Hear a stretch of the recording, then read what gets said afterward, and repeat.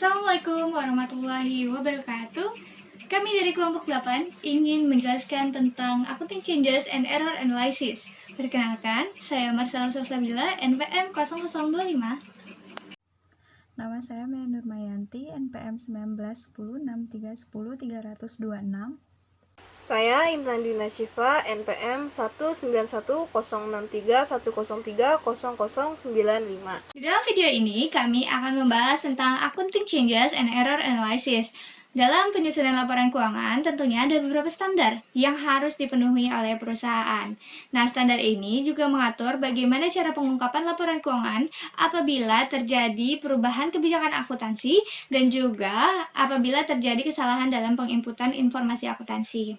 Nah, standar ini dibagi menjadi dua. Yang pertama adalah standar nasional, yang kedua adalah standar internasional. Untuk standar yang pertama atau standar nasional biasa kita sebut dengan PSAK atau Pernyataan Standar Akuntansi Keuangan. Nah, yang kedua adalah standar internasional, biasa disebut dengan IFRS. IFRS adalah kepanjangan dari International Financial Reporting Standard. Nah, yang menjalankan IFRS ini badannya namanya adalah IASB atau International Standard Accounting Board. Nah, IASB ini punya konsep kalau laporan keuangan itu harus bisa dibandingkan dan juga konsisten dalam setiap tahunnya agar laporan keuangannya dapat berguna.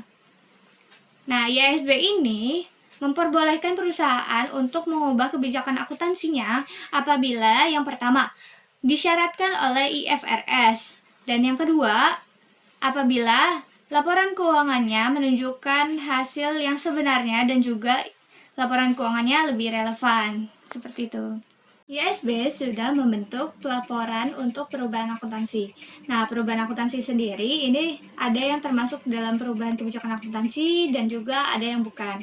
Nah, yang termasuk dalam perubahan kebijakan akuntansi yaitu change in accounting policy atau perubahan kebijakan akuntansi yang diterima secara umum ke kebijakan yang diterima secara umum lainnya. Dan yang kedua yaitu change in accounting estimates atau perubahan yang disebabkan oleh adanya informasi baru atau tambahan pengalaman. Kemudian ada juga yang bukan termasuk perubahan kebijakan akuntansi yaitu error in financial statement atau error yang disebabkan oleh salah perhitungan atau mungkin salah penerapan dalam kebijakan akuntansi dan juga kesalahan dalam penyusunan laporan keuangan. Oke, pertama-tama kita bahas tentang change in accounting policy. Change in accounting policy yaitu perubahan dari kebijakan akuntansi yang diterima secara umum ke kebijakan yang diterima secara umum lainnya. Atau dengan kata lain, perubahan dari GAAP 1 ke GAAP lainnya. Nah, perlu diingat, apabila kita baru mengadopsi kebijakan akuntansi, itu bukan termasuk dari perubahan kebijakan akuntansi. Sama halnya dengan apabila kita tadinya menggunakan kebijakan akuntansi yang tidak diterima secara umum dan baru mengadopsi kebijakan yang diterima secara umum, itu juga bukan termasuk dari perubahan kebijakan akuntansi, tapi itu termasuk dari koreksi kesalahan. Oke, dalam change in accounting policy itu punya 3 pendekatan. Yang pertama yaitu report change currently atau pelaporan saat ini. Dalam pelaporan saat ini, perusahaan menggambarkan efek kumulatif pada laporan laba ruginya. Tapi perusahaan itu tidak menyesuaikan laporan keuangan tahun-tahun sebelumnya. Yang kedua yaitu report change retrospectively. Dalam pendekatan ini, perusahaan seolah-olah sudah menggunakan kebijakan barunya sejak lama. Nah, dalam pendekatan ini juga perusahaan harus menyesuaikan kumulatifnya. Terus tahun selanjutnya itu perusahaan tidak mempunyai efek kumulatif lagi. Dan yang ketiga yaitu report change prospectively, yaitu di masa depan. Pada pendekatan ini perusahaan tidak menyesuaikan saldo awal dan juga tidak mengubah metode yang dipakai pada tahun-tahun sebelumnya. Nah, IASB sendiri mensyaratkan perusahaan yang ingin mengubah kebijakan akuntansinya harus menggunakan pendekatan retrospektif. Karena perusahaan diharuskan menggunakan pendekatan retrospektif untuk melakukan perubahan kebijakan akuntansi, maka perusahaan harus, yang pertama, harus menyesuaikan laporan keuangan tahun lalunya menggunakan kebijakan yang baru. Yang kedua yaitu menyesuaikan jumlah tercatat termasuk dalam aset, liability, dan juga retained earning atau laba ditahan. Terus perusahaan juga diperbolehkan tidak menggunakan pendekatan retrospektif apabila pertama, perusahaan tidak dapat memperkirakan efek yang akan disebabkan oleh perubahan kebijakan akuntansi menggunakan pendekatan retrospektif. Yang kedua yaitu perusahaan manajemen tidak bisa memperkirakan asumsi pada tahun sebelumnya. Dan yang ketiga yaitu perusahaan tidak bisa mendapat informasi yang diperlukan dari estimasi yang signifikan tahun sebelumnya. Untuk pelaporan dari perubahan kebijakan akuntansi itu setidaknya harus memuat tiga.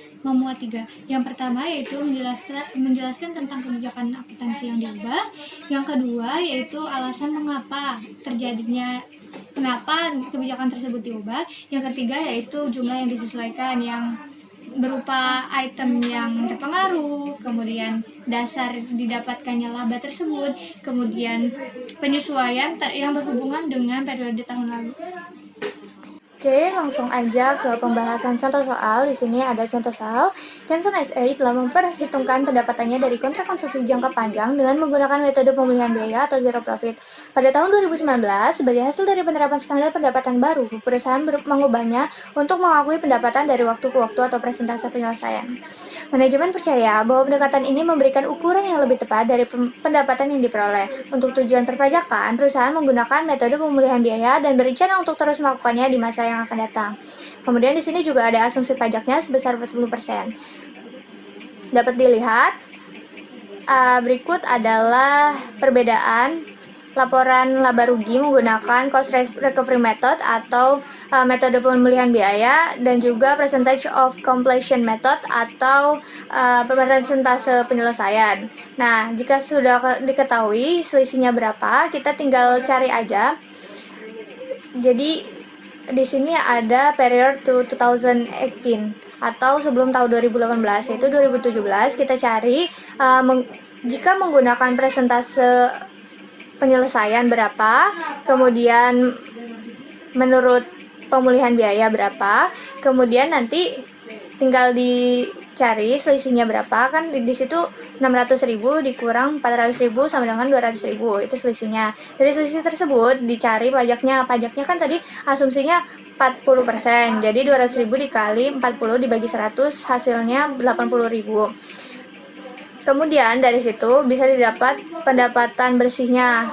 Jadi pendapatan bersih ini diperoleh dari selisih dikurangi dengan pajak, yaitu 200.000 dikurang 80.000, jadi 120.000. Begitu pula dengan 2018 juga sama. Nah, jika sudah, tinggal di total perbedaannya berapa. Jadi selisih ditambahin, terus efek pajaknya ditambahin, dan juga pendapatan bersihnya ditambahin. Jadi di situ udah tertera selisihnya jadi 220.000, terus efek pajaknya jadi 88.000, dan juga pendapatan bersihnya jadi 132.000. Nah, setelah itu perusahaan bisa melakukan penyesuaian pada awal periode 2019 dengan jurnal pertama di debit itu konstruksi dalam proses sebesar 220.000, dan juga kreditnya utang pajak yang ditangguhkan sebesar 88.000, dan juga laba ditahan sebesar 132.000. Selanjutnya kita akan menyesuaikan laba ditahan. Untuk penyesuaian laba ditahan bisa dilihat pada gambar yang sebelah kanan. Itu merupakan laporan laba ditahan pada tahun 2017 sampai 2019 menggunakan metode yang lama, yaitu metode cost recovery. Kemudian pada gambar tengah kita bisa lihat perbedaan dari menggunakan metode yang baru dengan metode yang lama. Untuk metode yang baru sebenarnya laba ditahannya sebesar 1.720.000. 1.720.000 ini didapat dari laba ditahan pada tahun 2017. Yang terakhir kali itu kan 1.600.000 ditambah sama penyesuaian menggunakan metode yang baru kan di slide sebelumnya itu pada tahun 2017 sebesar 120.000. Nah, jadi 1.600.000 ditambah 120.000 hasilnya 1.720.000. Nah, efek kumulatif yang disebabkan oleh perbedaan laba ditahan ini sebesar 120.000. Nah, untuk rinciannya sendiri bisa dilihat pada gambar yang pertama atau gambar yang sebelah kiri. Itu kita tinggal masukin aja. Kan kita tadi udah dapat 101.720.000. Nah, ditambah sama net income tahun 2018. Net income tahun 2018-nya ini didapat dari laporan laba rugi menggunakan metode percentage of completion sebesar 108.000. Nah, kemudian nanti dapat laba ditahan pada tahun 2018 sebesar 1.828.000 yang akan dibawa pada saldo awal laba ditahan pada tahun 2019. Nah, kemudian saldo itu ditambah lagi sama pendapatan bersih pada tahun 2019 menggunakan metode percentage of completion sebesar 120.000.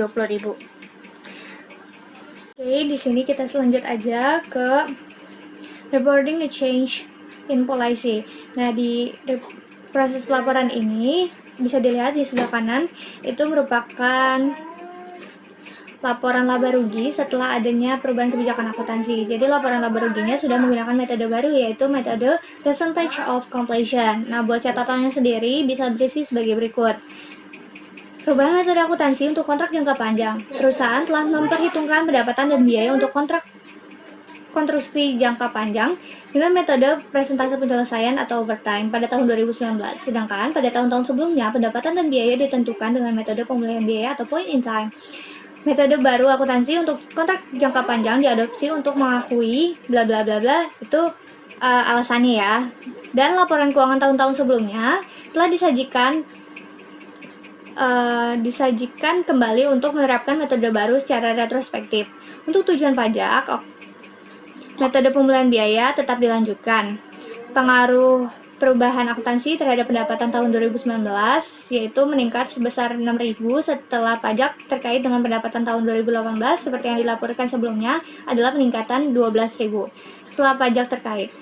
Saldo laba ditahan untuk tahun 2018 dan 2019 telah disesuaikan untuk pengaruh penerapan metode akuntansi baru secara retrospektif. Sebagai hasil dari perubahan akuntansi, laba ditahan pada periode 1 Januari 2018 meningkat sebesar 120.000 dibandingkan dengan yang dilaporkan menggunakan metode pemulihan biaya. Nah, dalam catatan tersebut sudah menunjukkan mengapa perusahaan melakukan perubahan, kemudian menunjukkan juga sifat perubahannya seperti apa, kemudian tahun-tahun yang terpengaruh juga sudah dijelaskan. Kemudian perusahaan diharuskan memberikan data tentang perbedaan penting antara jumlah, mengidentifikasi perbedaan yang signifikan. Misalnya kayak jumlah laba tadi, laba yang terpengaruh, terus habis itu peningkatan setelah pajaknya berapa, itu juga harus ada di catatan ini. Oke, lanjut lagi ke contoh soal yang kedua tentang perubahan kebijakan akuntansi yang berkaitan dengan persediaan. Nah, di sini ada contoh soal, yaitu asumsikan bahwa perusahaan Lancer telah mencatat persediaannya menggunakan metode biaya rata-rata. Pada tahun 2019, perusahaan mengubah ke metode LIFO karena manajemen yakin pendekatan ini memberikan ukuran yang lebih tepat untuk biaya persediaannya. Jadi ini perubahan dari metode average kemudian ke metode FIFO. Nah, buat rinciannya bisa dilihat di gambar berikut. Jadi di slide ini terdapat beberapa perbedaan laporan keuangan dengan menggunakan metode persediaan FIFO dan juga metode persediaan average. Untuk yang average sebelah kiri, yang FIFO sebelah kanan. Dan dapat dilihat pada income statement yang berpengaruh itu pada harga pokok persediaan dan juga laba bersih. Untuk di retained earning atau perubahan laba ditahan itu terletak pada perbedaan laba ditahannya. Kemudian pada financial position atau laporan neraca ini terletak pada persediaan dan juga laba ditahannya. dan selebihnya yaitu untuk arus kas dan juga yang di bawahnya itu tetap sama. Di slide ini kita akan membahas tentang perbedaan menggunakan metode average dan juga metode FIFO. Untuk gambar yang tengah atas itu merupakan laporan laba ditahan menggunakan metode yang lama atau metode average cost. Untuk gambar yang sebelah kiri atas itu menggambarkan selisih saldo awal tahun 2018 menggunakan metode FIFO dan juga metode average, dan hasil dari efek kumulatifnya yaitu sebesar Rp2.000. Nah, Rp2.000 ini ditambah sama efek kumulatif pada tahun 2018, bisa dilihat pada gambar yang sebelah kanan. Itu 2.000 pada tahun 2017, terus 3.000 pada tahun 2018. Efek kumulatifnya tinggal ditambah jadi Rp5.000. Nah, Rp5.000 ini nantinya dibikin jurnal. Nah, jurnalnya sendiri yaitu persediaan kepada laba ditahan. Persediaan sebesar 5.000, laba ditahan sebesar 5.000. Nah, buat pengungkapannya sendiri bisa dilihat di gambar sebelah kiri bawah. Dari laba ditahan tahun 2018 awal ditambah sama efek kumulatif 2.000, jadi 122.000 ditambah sama net income atau pendapatan bersih, penghasilan bersih sebesar 103.000, hasilnya 225.000. Nah, 225.000 ini nantinya akan menjadi saldo awal dari laba ditahan pada tahun 2019. Nah, nantinya ditambah sama penghasilan bersih tahun 2019 sebesar 89.000, dan hasil akhir dari laba ditahan tahun 2019 yaitu sebesar 314.000. Setelah dilakukan perubahan pada laporan keuangan tahun lalu dan juga tahun ini yang telah disesuaikan dengan kebijakan baru, maka perusahaan harus melaporkannya. Untuk laporannya sendiri setidaknya harus memuat alasan kenapa perusahaan mengubah kebijakan tersebut, kemudian efek apa yang ditimbulkan dari perubahan kebijakan tersebut, dan juga efek kumulatif dari laba ditahan setelah dan sebelum perubahan kebijakan tersebut. Nah, setelah ini akan ada pembahasan tentang change in accounting estimate yang akan dijelaskan oleh Intan Dwi Nashifa. Perubahan dalam estimasi akuntansi. Untuk menyusun laporan keuangan, perusahaan harus memperkirakan dampak dari kondisi dan juga peristiwa di masa depan. Perkiraan tersebut dapat meliputi perkiraan kredit macet, persediaan usang, umur berguna dan nilai sisa aset, jangka waktu diuntungkan oleh biaya yang ditangguhkan, kewajiban untuk biaya jaminan dan pajak pendapatan, cadangan mineral yang dapat dipulihkan, perubahan perkiraan depresiasi, nilai wajar dari aset keuangan atau kewajiban keuangan. Perusahaan tidak dapat melihat kondisi dan peristiwa masa depan serta pengaruhnya dengan pasti. Oleh karena itu, dalam melakukan perkiraan membutuhkan penilaian yang baik. Estimasi akuntansi akan berubah saat peristiwa baru terjadi, misalnya saat perusahaan membutuhkan lebih banyak pengalaman atau saat perusahaan memperoleh informasi tambahan. Prospektif pelaporan. Perusahaan melaporkan perubahan estimasi akuntansi secara prospektif, artinya perusahaan tidak boleh menyesuaikan hasil yang dilaporkan sebelumnya untuk perubahan estimasi. Sebaliknya, mereka memperhitungkan efek dari semua perubahan dalam estimasi dalam periode perubahan jika perubahan tersebut mempengaruhi periode tersebut saja. Misalnya, perubahan dalam estimasi jumlah piutang tak tertagih hanya mempengaruhi pendapatan periode saat ini, atau periode perubahan dan periode mendatang jika perubahan mempengaruhi keduanya. Misalnya, perubahan estimasi masa manfaat dari aset yang dapat disusutkan mempengaruhi beban penyusutan pada periode saat ini dan yang akan datang. IASB melihat perubahan dalam estimasi sebagai koreksi dan penyesuaian berulang yang normal. Hasil alami dari proses akuntansi itu melarang perawatan retrospektif. Keadaan yang terkait dengan perubahan estimasi berbeda dari perubahan kebijakan akuntansi.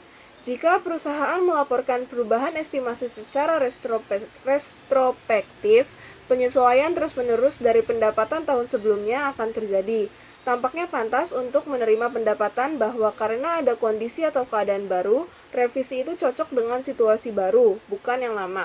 Oleh karena itu, perusahaan harus menangani revisi tersebut di periode sekarang dan masa depan. Sebagai gambaran, Law Labs membeli sebuah bangunan seharga 3 juta yen yang pada awalnya diperkirakan memiliki masa manfaat 15 tahun dan tidak ada nilai sisa. Ini mencatat depresiasi selama 5 tahun dengan metode garis lurus.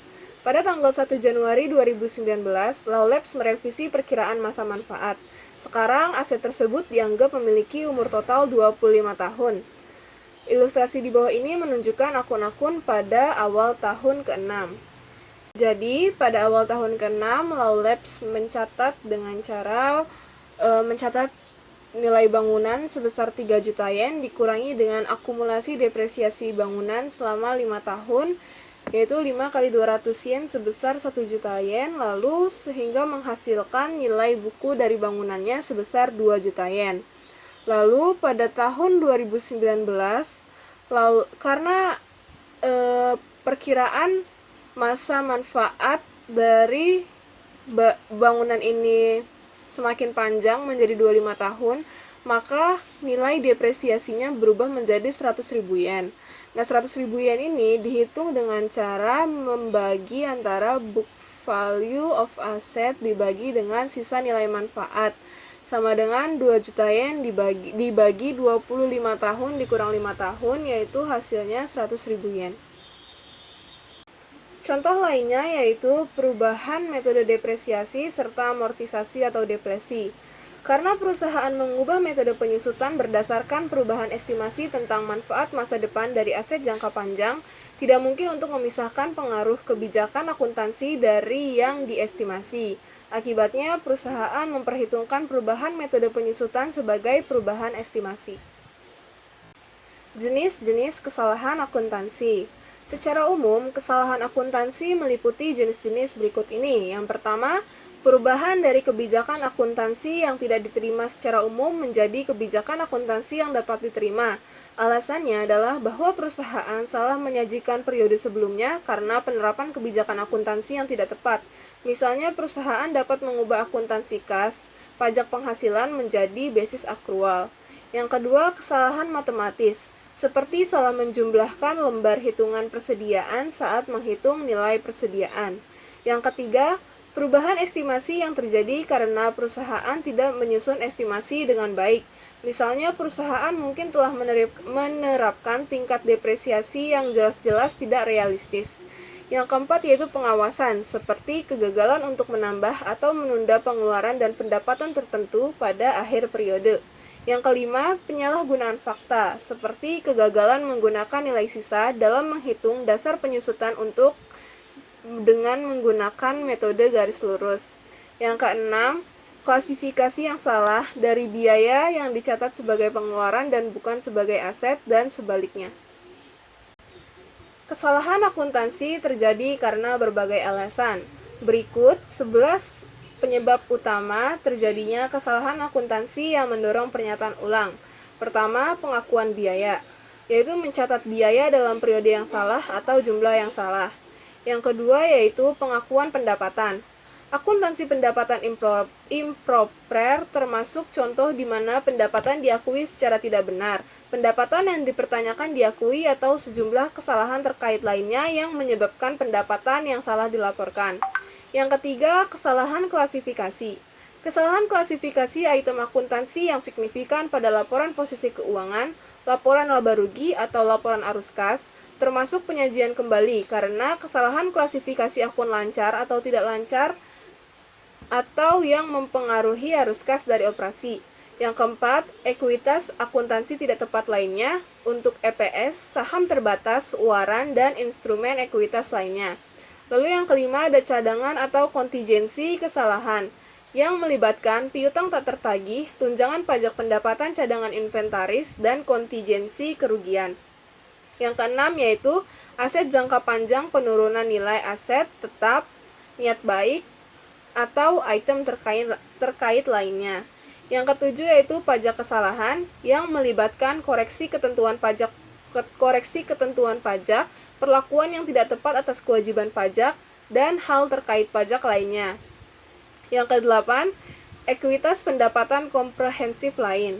Akuntansi yang tidak tepat untuk transaksi ekuitas pendapatan komprehensif termasuk hal mata uang asing, revaluasi aset pabrik, keuntungan dan kerugian yang belum direalisasi atas investasi tertentu dalam hutang, sekuritas ekuitas, dan derivatif.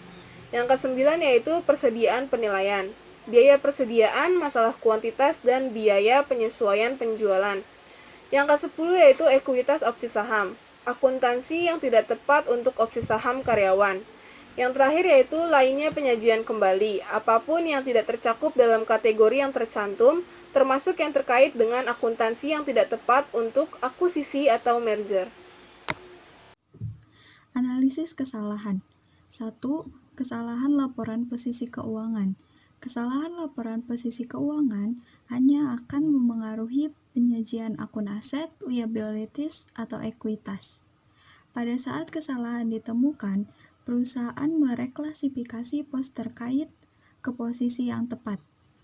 Jika perusahaan menyiapkan laporan keuangan komparatif yang mencakup tahun kesalahan, maka haruslah disajikan kembali laporan posisi keuangan untuk tahun kesalahan tersebut dengan benar. Yang kedua, kesalahan laporan laba rugi. Kesalahan laporan laba rugi melibatkan klasifikasi pendapatan atau beban yang tidak tepat. Perusahaan harus membuat jurnal reklasifikasi pada saat menemukan kesalahan pada tahun yang sama. Jika kesalahan terjadi pada periode sebelumnya, perusahaan tidak perlu membuat jurnal reklasifikasi pada saat kesalahan itu ditemukan, karena akun selama tahun berjalan telah dinyatakan dengan benar bahwa perusahaan telah menutup akun laporan laba rugi dari periode sebelumnya ke saldo laba. Jika perusahaan membuat laporan keuangan komparatif yang mencakup tahun kesalahan, maka laporan tersebut menyajikan kembali laporan laba rugi untuk tahun kesalahan. Yang ketiga, kesalahan laporan posisi keuangan dan laporan laba rugi. Jenis kesalahan ketiga meliputi kesalahan laporan posisi keuangan dan laporan laba rugi. Misalnya, asumsikan bahwa petugas pembukuan mengabaikan utang upah yang masih harus dibayar pada akhir periode akuntansi. Pengaruh dari kesalahan ini adalah beban dan liabilitas dinyatakan terlalu rendah, dan laba neto dinyatakan terlalu tinggi untuk periode waktu tersebut. Jenis kesalahan ini memengaruhi laporan posisi keuangan maupun laporan laba rugi. Kita mengklasifikasikan jenis kesalahan ini dengan satu dari dua cara, yaitu penyeimbang atau non-penyeimbang. Yang pertama, kesalahan penyeimbang atau counterbalancing errors adalah kesalahan yang akan diimbangi atau dikoreksi selama 2 periode. Misalnya, kegagalan dalam mencatat upah yang masih harus dibayar adalah kesalahan penyeimbang karena selama periode 2 tahun kesalahan tersebut tidak akan ada lagi. Selanjutnya, kesalahan non-penyeimbang atau non-counterbalancing error adalah kesalahan yang tidak diimbangi pada periode akuntansi berikutnya. Contohnya adalah tidak mengapitalisasi peralatan yang memiliki masa manfaat 5 tahun. Jika kita segera membebankan aset ini, maka beban akan dinyatakan terlalu tinggi pada periode pertama, tetapi akan dinyatakan terlalu rendah dalam 4 periode berikutnya. Pada akhir periode kedua, pengaruh kesalahan ini tidak sepenuhnya diimbangi. Laba neto dinyatakan dengan benar secara keseluruhan pada akhir 5 tahun karena aset tersebut telah sepenuhnya disusutkan pada saat ini. Jadi, kesalahan non-penyeimbang adalah kesalahan yang memerlukan lebih dari 2 periode untuk mengoreksinya. Contoh kesalahan mencatat upah yang masih harus dibayar. Pada tanggal 31 Desember 2022, Harley Enterprise tidak mencatat beban terutang untuk upah sebesar $1.500. Bagaimana jurnal tahun 2023 untuk mengoreksi kesalahan ini dengan asumsi bahwa Harley belum menutup buku untuk tahun 2023? Jurnalnya yaitu saldo laba di debit dan beban upah di kredit dengan masing-masing nominal 1.500.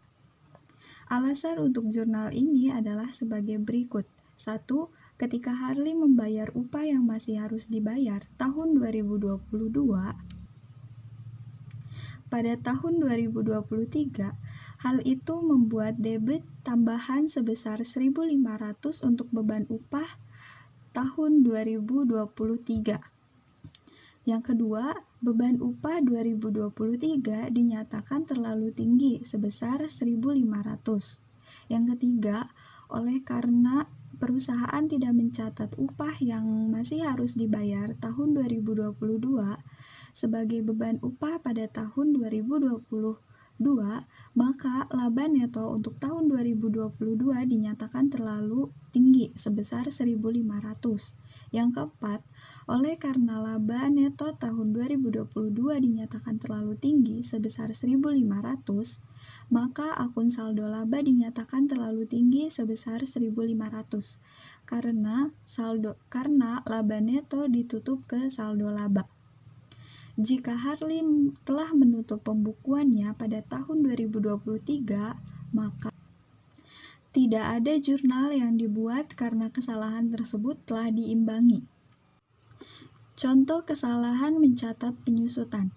Asumsikan bahwa pada tanggal 1 Januari 2022, Harley Enterprise membeli mesin seharga 10.000 yang memiliki estimasi masa manfaat selama 5 tahun.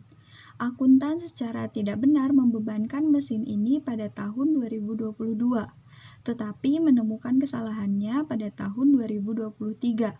Jika kita asumsikan bahwa Harley ingin menggunakan metode penyusutan garis lurus pada aset ini, maka jurnal pada tanggal 31 Desember 2023 untuk mengoreksi kesalahan ini, Harley belum menutup buku adalah mesin di debit sebesar 10.000 dan beban penyusutan di debit sebesar 2.000, saldo laba di kredit sebesar 8.000, dan akumulasi penyusutan sebesar di kredit sebesar 4.000 dari 20% dikali 10.000 dikali 2 karena 2 tahun.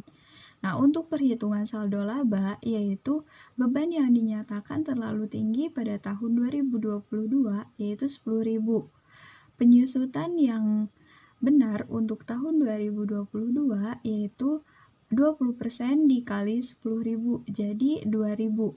Nah, saldo laba dinyatakan terlalu rendah per 31 Desember 2022, yaitu 10.000 dikurangi 2.000, yaitu 8.000.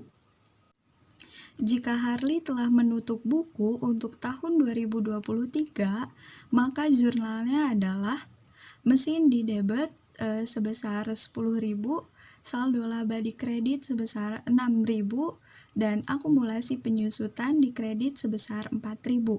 Untuk perhitungan saldo laba, yaitu beban yang dinyatakan terlalu rendah pada tahun 2022, yaitu 8.000. Penyusutan yang benar untuk tahun 2023 yaitu 20% dikali 10.000 yaitu 2.000. Saldo laba dinyatakan terlalu rendah per 31 Desember 2023 yaitu 8.000 dikurangi 2.000 sama dengan 6.000. Selanjutnya yaitu contoh komprehensif atau contoh yang terjadi dari beberapa kesalahan.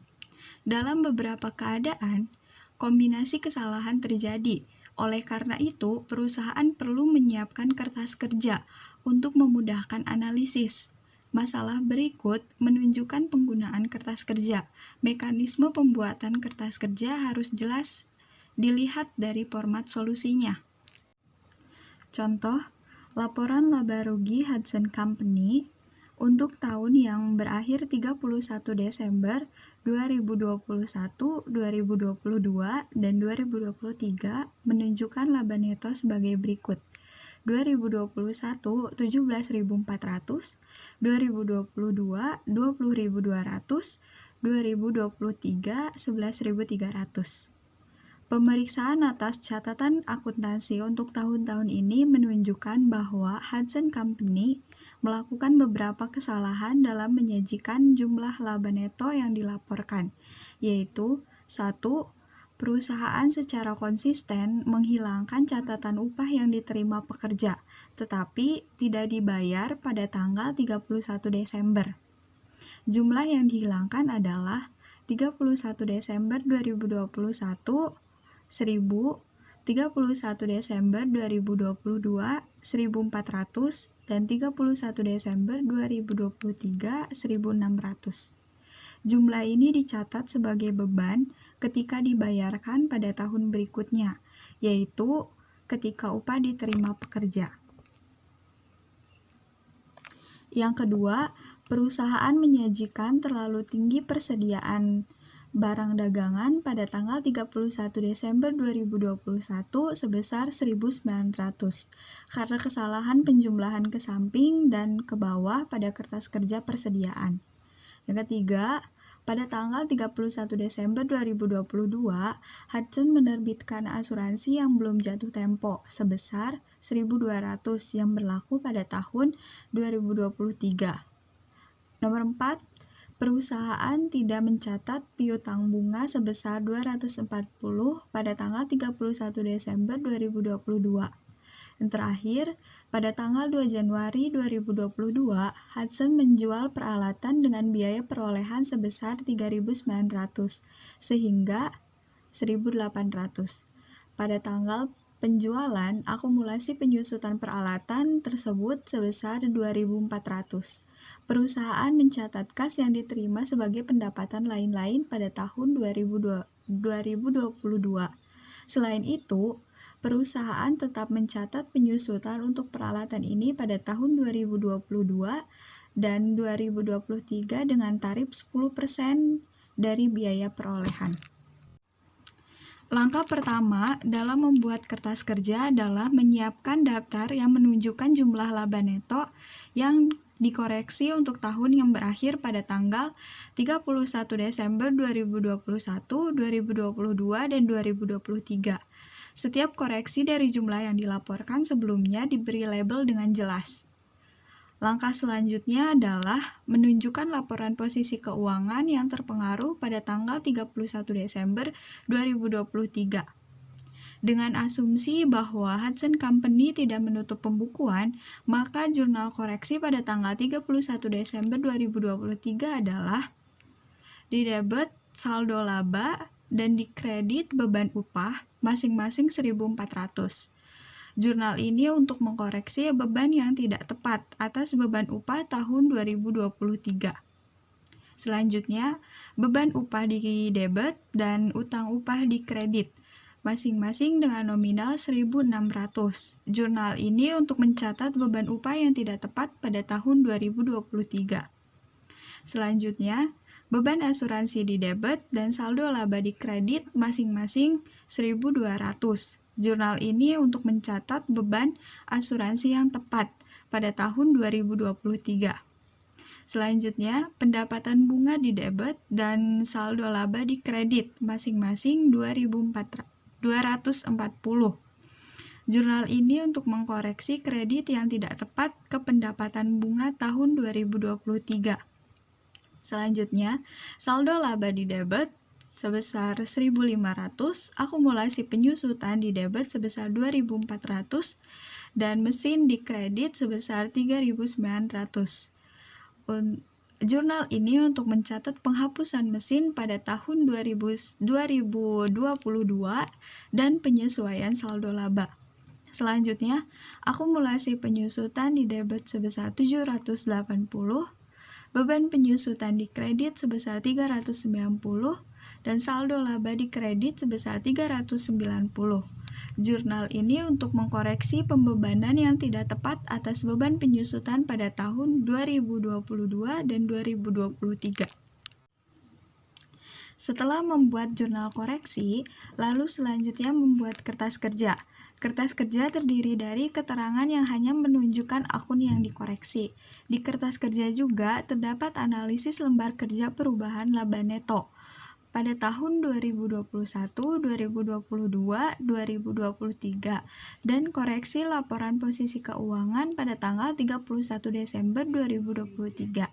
Bisa dilihat di gambar ilustrasi kertas kerja berikut. Untuk membacanya yaitu dengan menjumlahkan ke samping. Jika Hudson Company telah menutup pembukuannya untuk tahun 2023, maka jurnal koreksinya adalah saldo laba di debit dan utang upah di kredit masing-masing dengan nominal 1.600.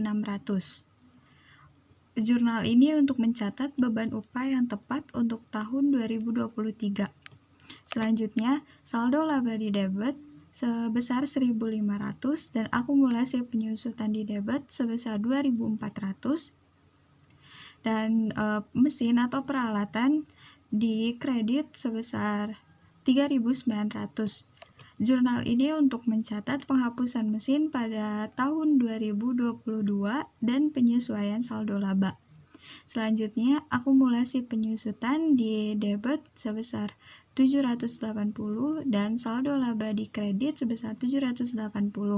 Jurnal ini untuk mengkoreksi pembebanan yang tidak tepat atas beban penyusutan pada tahun 2022 dan 2023.